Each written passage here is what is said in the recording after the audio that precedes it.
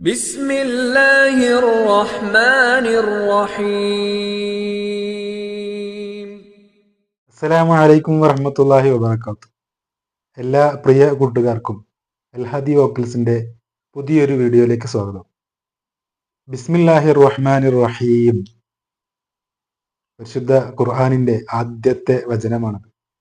വിസ്മയങ്ങളുടെ മഹാപ്രപഞ്ചമായ പരിശുദ്ധ ഖുർആനിന്റെ ആദ്യ വചനം തന്നെ ബിസ്മില്ലാഹിർ റഹ്മാനിർ റഹീം എന്നുള്ളതാണ്. അതിലാകെ 19 ഹർഫുകളാണ്, അക്ഷരങ്ങളാണ് ഉള്ളത്.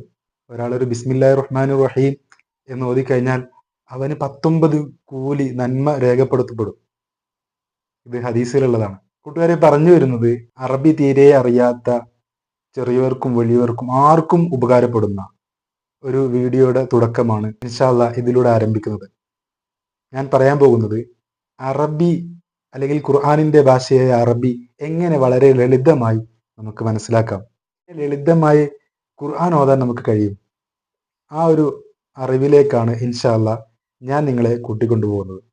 ഖുർആനിൽ ഉള്ള അറബി ഭാഷ, ഈ അറബി ഭാഷയ്ക്ക് ഹിജായിയായ 28 അക്ഷരങ്ങളാണുള്ളത്. ആകെ 28 അക്ഷരങ്ങൾ. ഈ അക്ഷരങ്ങൾ നമ്മൾ വായിക്കാൻ സാധിക്കണമെങ്കിൽ അല്ലെങ്കിൽ വായിക്കാൻ പഠിക്കണമെങ്കിൽ ഈ അക്ഷരങ്ങൾ പുറപ്പെടുന്ന സ്ഥാനങ്ങൾ നമ്മൾ മനസ്സിലാക്കണം.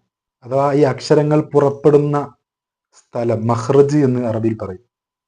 ഈ മഖ്റജ്, ഈ സ്ഥാനങ്ങളെ കുറിച്ച് നമ്മൾ മനസ്സിലാക്കി കഴിഞ്ഞാൽ നമുക്ക് വളരെ ഈസി ആയിട്ട് ഈ 28 അക്ഷരങ്ങളും പഠിച്ചെടുക്കാൻ കഴിയും.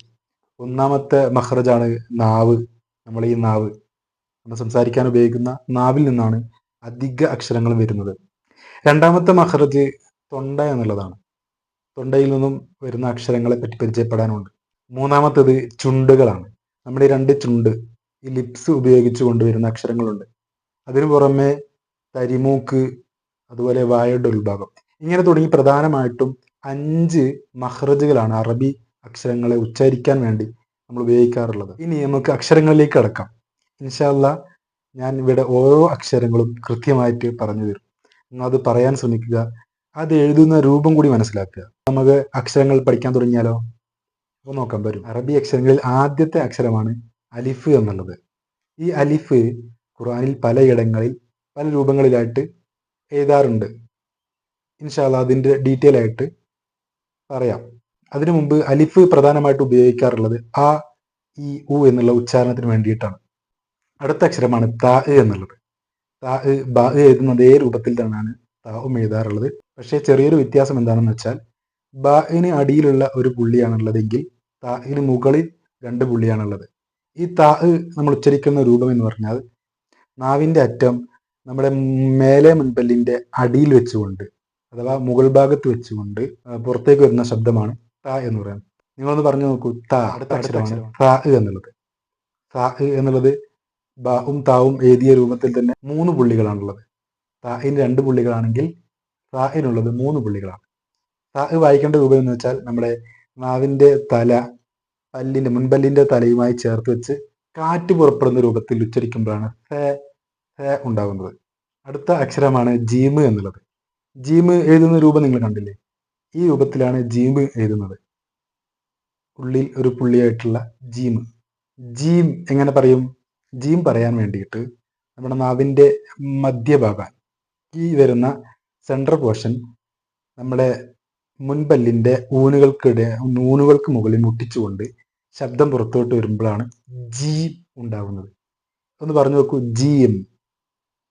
ജീം പോലെ തന്നെ എഴുതുന്ന മറ്റൊരു അക്ഷരമാണ് ഹ എന്നുള്ളത്.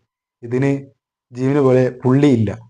ഹ എങ്ങനെയാണ് ഉച്ചരിക്കേണ്ടതെന്ന് വെച്ചാൽ നമ്മുടെ തൊണ്ടയുടെ മധ്യഭാഗത്തിൽ നിന്ന് കാറ്റ് പുറത്തോട്ട് തള്ള ഹ ഹ എന്നുള്ളതാണ് ഹിന്റെ ഉച്ചാരണം. മനസ്സിലായല്ലോ? നിങ്ങളൊന്ന് പറഞ്ഞു നോക്കൂ. ഹ. അടുത്ത അക്ഷരമാണ് ഹ. ഹ എന്നുള്ളത് ജീമ് ഹ എഴുതുന്നത് പോലെ തന്നെ പുള്ളിയുടെ സ്ഥാനത്ത് മാത്രം ചെറിയ വ്യത്യാസമുണ്ട്. ജീമിന് ഉള്ളിലാണ് പുള്ളിയെങ്കിൽ ഇവിടെ ഹന് മുകളിലാണ് പുള്ളി. പറയുന്നത് ഹ എന്നാണ്. അഥവാ തൊണ്ടയുടെ മുകൾ ഭാഗത്ത് നിന്ന് ഒരു മുഴക്കത്തോടെയുള്ള ഹ ഹ എന്നാണ് ഹ ഉച്ചരിക്കേണ്ടത്. മറ്റൊരു അക്ഷരമാണ് ദാല്. ഈ ദാല് ഉച്ചരിക്കാനുള്ള മാർഗം എന്ന് പറഞ്ഞാൽ നാവിൻ്റെ മുൻഭാഗം മുൻപല്ലുകളുടെ അടിയിൽ വെച്ചിട്ട് എടുക്കുമ്പോഴാണ് ദ ഉണ്ടാകുന്നത്. ദാല്. മനസ്സിലായോ? ദാല്. നിങ്ങളൊന്ന് പറഞ്ഞു നോക്കൂ. ദാല് പോലെ തന്നെ മറ്റൊരക്ഷരമാണ് ദാല് എന്നുള്ളത്.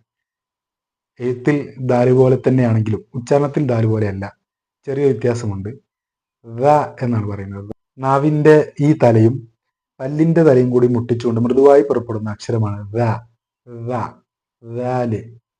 ഈ രൂപത്തിലാണ് ദാല് ഉച്ചരിക്കാനുള്ളത്. ഇൻഷാ അല്ലാഹ് ഒരുപാട് പറഞ്ഞു കഴിഞ്ഞാൽ ഇത് ബോറടിക്കും. അതുകൊണ്ട് ഇതുവരെ പറഞ്ഞ അക്ഷരങ്ങൾ നമ്മളൊന്ന് ക്രമപ്രകാരം ഒന്ന് പറഞ്ഞു നോക്കുകയാണെങ്കിൽ അലിഫ്, ബ, ത, ഫ, ജീം, ഹ, ഖ, ദാല്, ദാല്. ഒന്നുകൂടി പറഞ്ഞു നോക്കാം. അലിഫ്, ബ, ത, ഫ, ജീം, ഹ, ഖ, ദാല്, ദാല്. ഓക്കെ അല്ലേ? ഒന്ന് പറഞ്ഞു നോക്കൂ.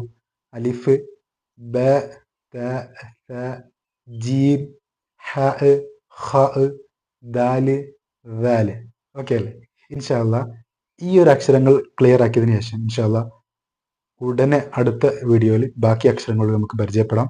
റബ്ബ് സുബ്ഹാനഹു വ തആല അതിനെല്ലാവർക്കും തൗഫീഖ് നൽകി അനുഗ്രഹിക്കുമാറാകട്ടെ. ഇൻഷാ അല്ലാഹ് ഇത് ഉപകാരപ്പെടുമെന്ന് വിചാരിക്കുന്നു. ഇൻഷാ അല്ലാഹ് നിങ്ങളെ അഭിപ്രായങ്ങളും നിർദ്ദേശങ്ങളും സംശയങ്ങളും ഒക്കെ അറിയിക്കണം. പറഞ്ഞുകൊണ്ട് നിർത്തുന്നു. അസ്സലാമു അലൈക്കും വറഹ്മത്തുള്ളാഹി വബറകാതുഹു.